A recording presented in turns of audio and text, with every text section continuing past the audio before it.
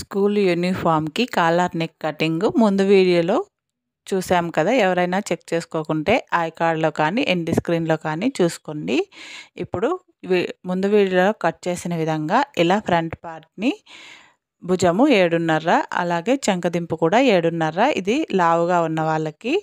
Neck 3.5 ఇంచీలు అలాగే ముందు వైపు 5 లేక 6 ఇంచీలు ఉక్స్ పట్టి, కాజా పట్టి లేదా బటన్స్ పెట్టుకోవడానికి వీలుగా ఈ విధంగా 3 ఇంచీలు వెడల్పు అలాగే 8 ఇంచీలు పొడవు ఉండే విధంగా 2 పట్టీల్ని తీసుకొని ఈ విధంగా ఉక్స్ పట్టి, కాజా పట్టి ఏ విధంగా అయితే అటాచ్ చేస్తామో బ్లౌజ్కి అలాగా ఆపోజిట్ సైడ్ పెట్టుకొని డ్రెస్కి వెనక వైపు సైడు ఇలా ఇటువైపు ఒక పీసు అటువైపు ఒక పీసు ఎక్కడ వరకు ఓపెన్ ఉందో అక్కడ వరకు 2 పీసుల్ని ఇలా జాయింట్ చేసుకోవాలి.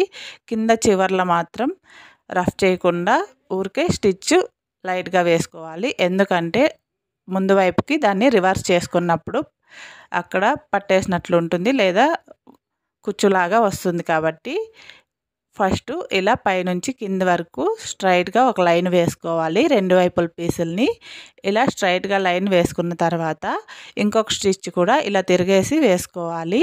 బయట వైపుకి తిరిగేసి వేసుకోవాలి లేదా ఇటువైపే ఇంకొక స్టిచ్ వేసుకొని అయినా తిరిగేసుకోవచ్చు. ఇలా బయట వైపుకి రివర్స్ చేసి స్టిచ్ చేసుకున్న తర్వాత ఇప్పుడు రివర్స్ చేసి ఒరిజినల్ వైపు ఉక్స్ పట్టి, కాజా పట్టి బ్లౌజ్కి ఏ విధంగా అయితే స్టిచ్ చేసుకుంటామో అదే విధంగా ఇలా ఫోల్డ్ చేసి స్టిచ్ చేసుకోవాలి. చాలా అంటే చాలా ఈజీగా నా వీడియోలో యూనిఫామ్ స్టిచ్చింగ్ అనేది అర్థమవుతుంది. ఎక్కడ స్కిప్ చేయకుండా చూడండి. ఇలా ఒకవైపు ఉక్స్ పట్టి లేదా కాజా పట్టి లేదా బటన్ పట్టి మన ఇష్టం, బటన్లన్నా వేసుకోవచ్చు లేదా ఉక్స్లైనా పెట్టుకోవచ్చు. కస్టమర్ ఇష్టం బట్టి మనం వేయాలి. ఇలా ఒకవైపు ఉక్స్ పట్టి, కాజా పట్టి మాదిరి పట్టి వేసి రెండో వైపు పై వైపుకి వచ్చే పట్టీని రెండో వైపు వేయాలి. పట్టీని ఇలా పైనుంచి స్టిచ్ మీద స్టిచ్ పడే విధంగా రివర్సు వెనక వైపు జాయిన్ చేసాం కదా, ఆ స్టిచ్ మీద మాత్రమే స్టిచ్ వచ్చే విధంగా చూసుకోవాలి. లేకపోతే క్లాత్ వైపుకి ఎక్కువ ఫోల్డింగ్ చేస్తే చెస్ట్ అనేది పట్టేస్తుంది. ఈ టిప్ గుర్తుపెట్టుకోండి. ఇటువైపు కానీ అటువైపు కానీ లోపల స్టిచ్ ఎటువైపు అయితే వేసామో ఆ స్టిచ్ మీద మాత్రమే తిరిగి ఇటువైపు స్టిచ్ చేసుకోవాలి. ఇటువైపు ఆపోజిట్ కలర్ క్లాత్ ఎక్కువ మిగులుతుంది కదా, అది పట్టేయకుండా మనం కట్ చేసిన పీస్ని కవర్ చేస్తుంది. ఇప్పుడు ఇలా పైనుంచి పట్టి సమానంగా వచ్చే విధంగా ఇలా ఫోల్డింగ్ చేసుకొని ఇటువైపు క్లాత్ని లోపలికి వెళ్ళే విధంగా కట్ చేసుకొని దాన్ని ఇటువైపు పట్టీలోకి ఫోల్డింగ్ చేసుకొని యారో షేప్ కానీ లేదా మామూలు పట్టీ స్క్వేర్ షేప్ కానీ మనకి ఏది నచ్చితే ఆ విధంగా ఇలా పట్టీని స్టిచ్ చేసుకోవాలి. పట్టీ స్టిచ్ చేయడం చాలా ఈజీగా ఈ విధంగా స్టిచ్ చేసుకోవచ్చు. ఇలా కింద రఫ్ చేసిన తర్వాత దాన్ని పై వైపుకు ఇలా స్టిచ్ అనేది వేసుకుంటూ రావాలి. ఎక్కడైతే ఓపెన్ని క్లోజ్ చేస్తామో అక్కడ వరకు ఈ పట్టీని పై వరకు తీసుకొని వచ్చి ఇలా అటువైపు కూడా సమానంగా పట్టీ అనేది పైనుంచి కింద వరకు ఒకటే లెవెల్లో ఉండే విధంగా చూసుకోవాలి. లేదా చాక్ పీస్తో లేకపోతే మార్కర్తో అయినా మార్కింగ్ చేసుకోవాలి. ఇలా క్లోజింగ్ దగ్గర డ్రెస్ విప్పేటప్పుడు వేసుకునేటప్పుడు ఊడిపోకుండా ఇలా రఫ్ అనేది చేసుకోవాలి. స్టిచ్ని 2-3 సార్లు రఫ్ చేసుకుంటే స్టిచ్ అనేది స్ట్రాంగ్గా ఉంటుంది. ఇలా ఫ్రంట్ పార్టు 2 పట్టీలు స్లైసెస్ కుట్టడం రెడీ అయింది కదా. ఇప్పుడు వెనక పార్ట్ని ముందు పార్ట్ని జాయిన్ చేసిన తర్వాత కాలర్ అనేది కొలుచుకోవాలి. నెక్ ఎంత ఉన్నది అనేది కొలుచుకున్న తర్వాత కాలర్ని కట్ చేసుకోవాలి. పట్టీ పెట్టేటప్పుడు కొంచెం క్లాత్ని పై వైపుకే వదులుకోవాలి. లేకపోతే సమానంగా తీసుకుంటే మనం ఫోల్డింగ్ చేసేటప్పుడు తక్కువ వచ్చేస్తుంది. కాబట్టి క్లాత్ ఒక 2 ఇంచీలు పై వైపుకు ఉండే విధంగానే ఈ పట్టీలకి క్లాత్ అనేది తీసుకోవాలి. ఫస్ట్ తీసుకునేటప్పుడే క్లాత్ అనేది ఎక్కువ తీసుకోవాలి.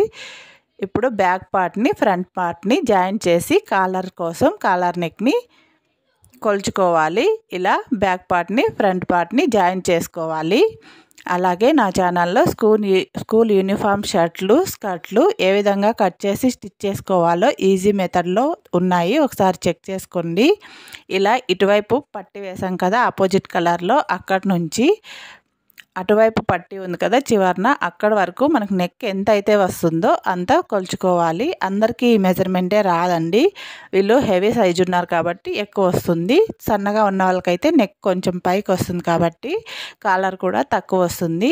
ఆ వీడియోలు నా ఛానల్లో ఉన్నాయి, ఒకసారి చెక్ చేసుకోండి. చాలా చిన్నగా ఉన్న వాళ్ళకి అలాగే మీడియం సైజు ఉన్న వాళ్ళకి కూడా యూనిఫామ్ ఎలా కట్ చేసి స్టిచ్ చేయాలో నా ఛానల్ లోగోని టచ్ చేస్తే వస్తుంది. నా ఛానల్ ఓపెన్ అవుతుంది, ఒకసారి చూసుకోండి. కాలర్ కోసం ఇలా బకరం పీస్ని 5 ఇంచులు వెడల్పు 10 ఇంచులు పొడవు ఉండే విధంగా తీసుకొని, కొంచెం ఎక్స్ట్రానే తీసుకోవాలి, లేకపోతే మళ్ళీ క్లాత్ వేస్ట్ అయిపోతుంది కాబట్టి ఇలా ఫోల్డింగ్స్ రెండు ఒకే వైపు ఉండే దగ్గర నుంచి 1 ఇంచ్ ఇలా మార్కింగ్ చేసుకొని, అక్కడ నుంచి ఇలా కింది వైపుకి క్రాస్గా బో షేప్లో మార్కింగ్ చేసుకుంటూ రావాలి. అలాగే 1 ఇంచు చిన్న కాలర్ కోరుకునే వాళ్ళకైతే 1 ఇంచు, అలాగే కొంచెం లావుగా ఉన్న వాళ్ళకి లేదా కాలర్ పెద్ద సైజు కావాలనుకునే వాళ్ళకైతే 1.5 ఇంచు వచ్చే విధంగా ఇలా సేమ్ పైవైపు మార్కింగ్ నుంచి టేప్ను పెట్టుకొని ఇలా సమానంగా వచ్చే విధంగా మార్కింగ్ అనేది వేసుకోవాలి. వేసుకున్న తర్వాత ఇందాక కాలర్ని కొలిచాం కదా, ఆ ఈ కాలర్ పొడవు ఎంత సరిపోతుందో ఒకసారి చెక్ చేసుకోవాలి. ఇలా 2 మార్కింగ్లని మార్కింగ్ చేసుకున్న తర్వాత ఇప్పుడు టేప్తో డబుల్ ఫోల్డింగ్ మీద, ఇది కింద వైపు పైవైపు డబుల్ లేయర్ వస్తుంది కాబట్టి డబుల్ ఫోల్డింగ్ మీద ఎంత అయితే మనకు కాలర్ వస్తుందో, ఇప్పుడు 12 ఇంచులు ఉందనుకోండి, దాంట్లో సగం తీసుకోవాలి. అలాగే 16 ఇంచులు ఉందంటే 8 ఇంచులకి మార్కింగ్ చేసుకోవాలి. ఇలా చివరిని షేప్ వచ్చే విధంగా ఇలా క్రాస్గా మార్కింగ్ చేసుకున్న తర్వాత మార్కింగ్ చేసిన దాన్ని కాలర్ కోసం బకరం పీస్ని ఈ విధంగా కట్ చేసుకోవాలి. అర్థం కాకుంటే ఇంకొకసారి రిపీట్ చేసి చూడండి, ఈజీగా అర్థమవుతుంది. లేకపోతే షార్ట్ వీడియోలో కూడా నా ఛానల్లో ఉన్నాయి.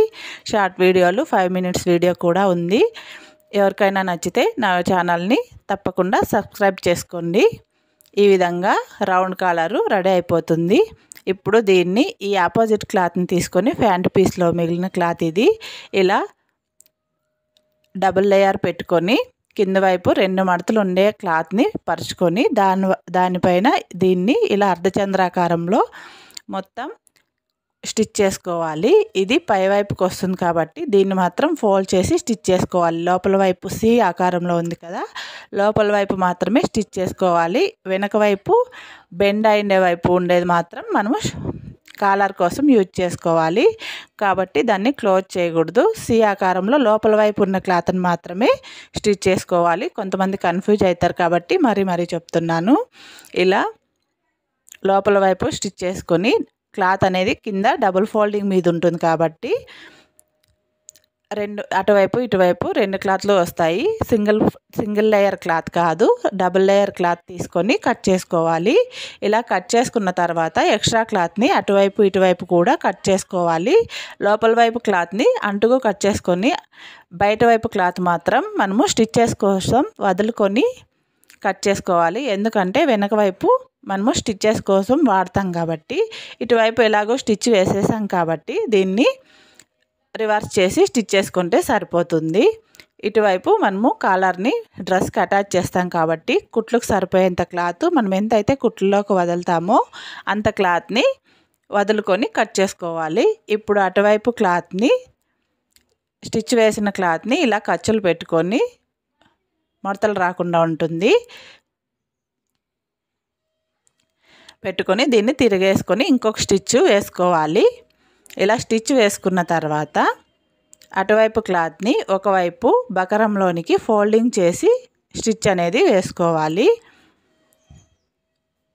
అలాగే యూనిఫామ్కి సైడ్ స్టిచ్చెస్ ఈజీ వేలో ఎలా వేసుకోవాలో కూడా నా ఛానల్లో షార్ట్ వీడియో ఉంది, ఎవరికైనా అవసరమైతే ఒకసారి చెక్ చేసుకోండి.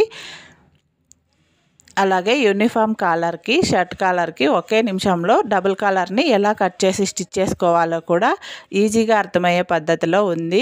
నా వీడియో నచ్చినట్లయితే ఆ వీడియోలు కూడా చెక్ చేయండి, చాలా ఈజీగా అర్థమవుతుంది. యూనిఫామ్ స్కర్ట్లు చిన్నపిల్లలకి ఏజ్ వారీగా కూడా నా ఛానల్లో ఉన్నాయి. అలాగే లాంగ్ ఫ్రాకులు కూడా నా ఛానల్లో ఉన్నాయి. బ్లౌజ్ కటింగ్ కూడా ఈజీ పద్ధతిలో ఉంది, ఒకసారి చెక్ చేసుకోండి. ఏమైనా డౌట్ ఉన్నట్లయితే కామెంట్ బాక్స్లో కామెంట్ చేయండి, నేను తప్పకుండా రిప్లై ఇస్తాను.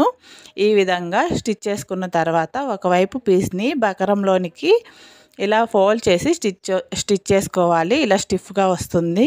ఇటువైపు పీస్ని మాత్రం అలాగే వదిలేసుకోవాలి.